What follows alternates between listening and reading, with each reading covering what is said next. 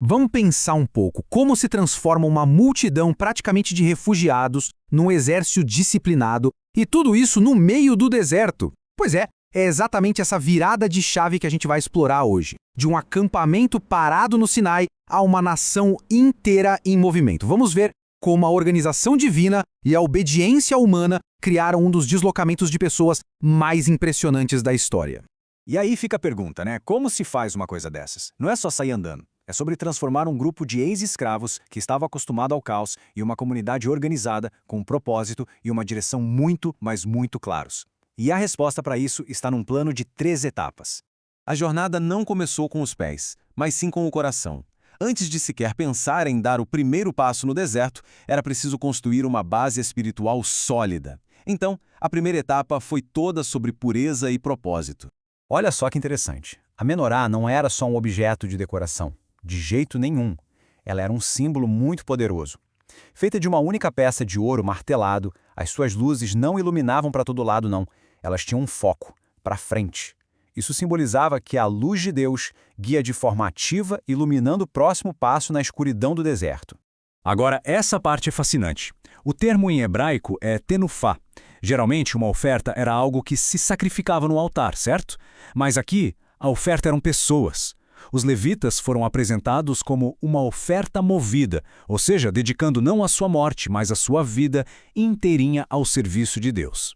E essa consagração era um processo bem radical. Não era só tomar um banho. Eles eram separados do povo, purificados com água, e aí faziam algo que hoje soaria super extremo. Raspavam todos os pelos do corpo. Sim, todos. Isso era um símbolo de que a vida antiga, a identidade de antes, estava sendo completamente removido. Eles se tornavam tipo uma tela em branco, prontos para assumir seu novo papel sagrado. E isso aqui revela um sistema de carreira, olha que coisa super inteligente. Dos 25 aos 50 anos, os levitas faziam o trabalho pesado, usando a força física para carregar o tabernáculo. Mas aos 50, eles não eram simplesmente descartados. Pelo contrário, eles ganhavam uma promoção, por assim dizer. A função mudava da força para a sabedoria, se tornando mentores da nova geração. Um sistema que valorizava tanto o vigor da juventude quanto a experiência dos mais velhos. Ok, com o pessoal preparado por dentro, espiritualmente, era hora de estabelecer as regras da estrada. Porque não adianta nada ter um motor limpo se não se sabe para onde ir, certo? Então, Deus forneceu um sistema de orientação externa que era tão claro quanto a preparação interna tinha sido. Essa história aqui é um exemplo fantástico da graça de Deus se adaptando à situação. Alguns homens, por cumprirem o dever de enterrar um morto, ficaram impuros e não podiam celebrar a Páscoa. Mas em vez de simplesmente deixá-los de fora, Deus criou uma solução. Ele instituiu uma segunda Páscoa um mês depois. A grande lição aqui é que a graça de Deus dá um jeito de incluir, mas sem abrir mão da santidade. Pensa só, num GPS divino, só que literal. Para Israel, era uma nuvem de verdade pairando sobre o tabernáculo, visível para todo mundo 24 horas por dia. A instrução não podia ser mais simples e ao mesmo tempo mais difícil. Quando a nuvem se move, o povo se move. Quando ela para, o povo para. Isso acabava com qualquer autonomia, né? Era uma aura diária e forçada de dependência total. E essa presença se mostrava de 2 formas, uma mais incrível que a outra.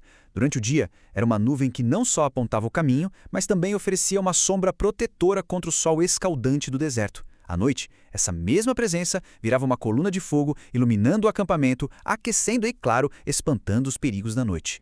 Agora, a parte mais desafiadora disso tudo, o ritmo era completamente imprevisível. Ninguém nunca sabia se valia a pena desarrumar a mala de vez. A parada podia durar só 2 dias, ou 1 mês, ou quem sabe até 1 ano inteiro. Isso forçava o povo a viver num estado de alerta constante, destruindo qualquer tentativa de planejamento e exigindo uma confiança cega no tempo de Deus. Bom, com a preparação interna feita e a orientação divina estabelecida, faltava só uma coisa: o sinal para marchar. Nesse nosso terceiro ato, vamos ver as ferramentas de comunicação que deram um pontapé inicial para a grande jornada. Então eles tinham o guia visual, a nuvem. Mas e o sinal sonoro? Para isso, Deus providenciou um sistema de comunicação por som. 2 trombetas feitas de prata batida que não serviam para fazer música, não.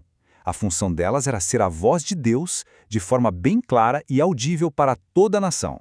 E essa voz tinha um idioma próprio, digamos assim. Se tocassem as 2 trombetas juntas com um som longo, era o sinal para a comunidade inteira se reunir. Se o toque viesse de uma trombeta só, era um chamado apenas para os líderes. Já os toques curtos e vibrantes eram um alarme, hora de marchar ou de ir para a batalha. E claro, tinha os toques de festa para celebrar. Um sistema perfeito para organizar centenas de milhares de pessoas. E agora, a gente chega no grande momento. A preparação acabou, as regras foram dadas, os sinais foram estabelecidos. Este é o momento em que a longa espera nos sinais finalmente termina e a jornada de verdade começa. E então, o momento chega. E o mais legal é que a Bíblia nos dá a data exata, com a precisão quase de GPS, dia 20 do segundo mês do segundo ano da liberdade. Depois de quase um ano inteiro recebendo leis e construindo o santuário ao pé do Sinai, a espera termina. A nuvem se levanta, o sinal das trombetas ecoa. É hora de marchar. E olha, isso não foi uma migração bagunçada, de jeito nenhum. Foi uma procissão militar super organizada. A tribo de Judá, a tribo real, ia na frente, abrindo caminho. No coração da marcha, bem protegidos, iam os levitas carregando as partes sagradas do tabernáculo. E a tribo de Dan formava a retaguarda. E o mais importante, a Arca da Aliança, o símbolo da presença de Deus, ia adiante de todo mundo, mostrando o caminho. E toda vez que a arca começava a se mover, Moisés proclamava esta oração poderosa. Isso não era só um ritual, era uma declaração de guerra espiritual. Era invocar o poder de Deus para ir na frente deles, derrotar os inimigos e garantir um caminho seguro. E quando a arca parava e o povo acampava, a oração mudava. Moisés pedia que a presença protetora de Deus voltasse e ficasse com eles, ali no meio do acampamento. A jornada dependia da presença de Deus tanto na hora de andar quanto na hora de parar.